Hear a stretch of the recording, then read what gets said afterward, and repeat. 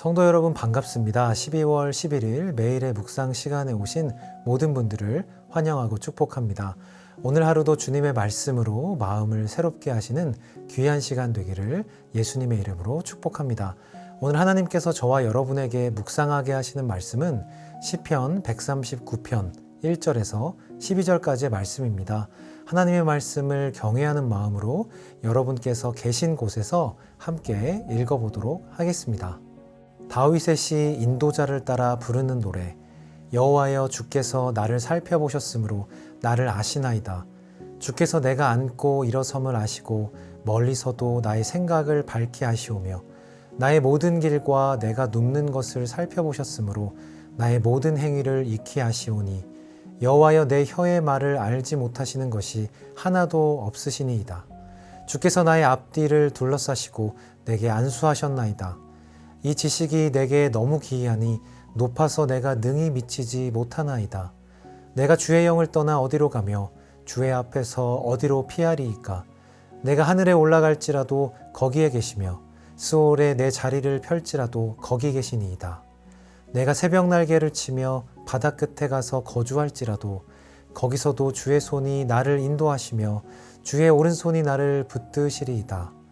내가 혹시 말하기를 흑암이 반드시 나를 덮고 나를 두른 빛은 밤이 되리라 할지라도 주에게서는 흑암이 숨기지 못하며 밤이 낮과 같이 비추이나니 주에게는 흑암과 빛이 같음이니이다.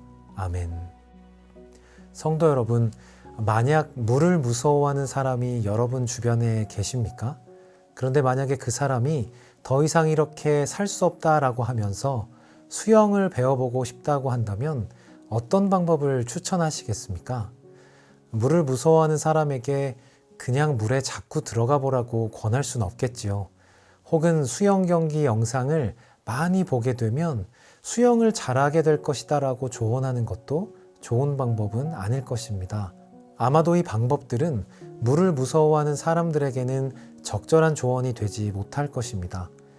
저에게 누군가 조언을 구한다면 저는 좋은 수영 선생님을 추천할 것입니다. 자신이 두려워하는 물 안에서 함께 수영을 차근차근 배운다면 가장 효과적으로 물에 대한 공포심을 이겨낼 수 있을 거라 생각하기 때문이죠. 그리고 한 가지 더 가능하다면 그 선생님이 물을 무서워하는 그 사람에 대해서 잘 알고 있는 사람이라면 더 좋을 것입니다. 왜 물을 무서워하게 됐는지, 이 사람의 성격은 어떤지, 이 모든 것들을 알고 가르친다면 훨씬 수월하게 수영을 배울 수 있기 때문입니다. 수영을 배우는 부분에 대해서도 이렇게 좋은 선생님이 필요한데, 인생을 살아가는 데 있어서 우리를 가르치고 인도해 주실 분이 더 필요하진 않을까요? 그리고 그 인도하시는 분이 우리를 너무 잘 알고 계시다면 우리는 가장 안전하게 또 가장 적절하게 인도함을 받을 수 있을 것입니다. 오늘 우리가 묵상하는 시편 139편의 다윗은 너무나 힘든 상황 가운데 있었습니다. 그럼에도 불구하고 다윗은 하나님께서 자신을 살펴보고 계시다라고 고백하지요. 사실 우리에게 주어진 상황이 좋을 때는 우리도 다윗처럼 고백하기 쉬울 것입니다. 하나님께서 우리를 돌보고 계시다라고 고백할 수 있죠.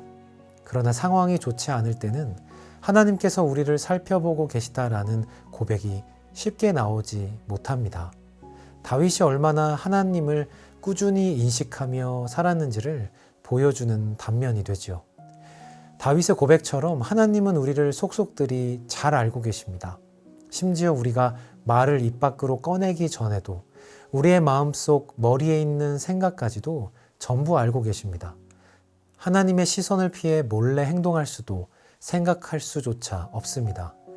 그런데 만약 이분이 우리를 싫어하거나 괴롭히는 분이라면 이것은 우리를 구속하는 속박일 수밖에 없겠지요. 그러나 그분은 우리를 사랑하십니다. 우리를 바른 길로, 가장 만족스러운 길로 인도하기를 원하시는 분이십니다. 만약 이런 분이 우리의 모든 것을 알고 있는 분이라면 이것은 속박이 아니라 축복이 되는 것이죠. 저는 이 말씀을 묵상하면서 마치 하나님께서 아기가 태어나고 자라나는 것을 전부 함께 하시는 그 아기에 대해 전부 알고 있는 아버지와 같다라는 생각이 들었습니다. 태어날 때, 걷기 시작할 때 처음 유치원에 들어갔었던 중요한 순간들을 전부 다 기억하며 이 아이에게 필요한 것이 무엇인지 전부 알고 있는 아버지 말이죠. 그 아버지께서 저와 여러분을 아주 잘 알고 계십니다. 이 아버지 하나님만 우리와 함께 하신다면 우리는 두려운 이 세상 속에서도 모든 것을 이기며 살아갈 수 있는 것이죠. 인간과 같이 유한한 존재에게 이 세상에서 살아갈 힘을 주시기 위해, 또한 우리의 영혼을 보호하시기 위해 우리와 영원히 동행하시는 분이 계시다는 사실은 우리에게 가장 큰 위로가 됩니다. 다윗이 처해 있는 어려움은 우리가 사는 시대에도 동일하게 존재합니다.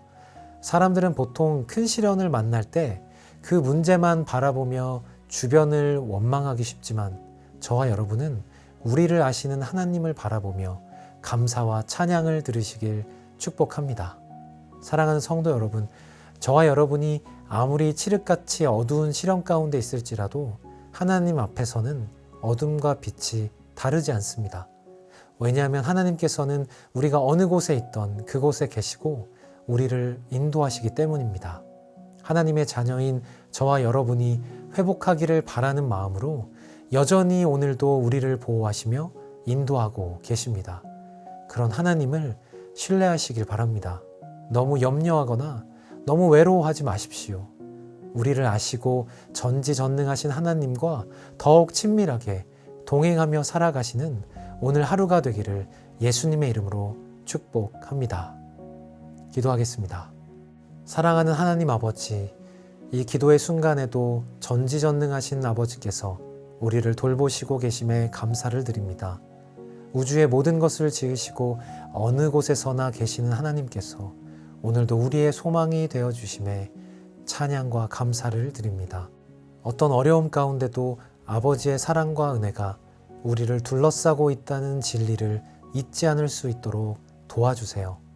매 순간 우리와 함께하고 계심을 믿음으로 인식할 수 있도록 도와주시고 우리를 선하게 인도하고 계심을 인정하게 해주세요.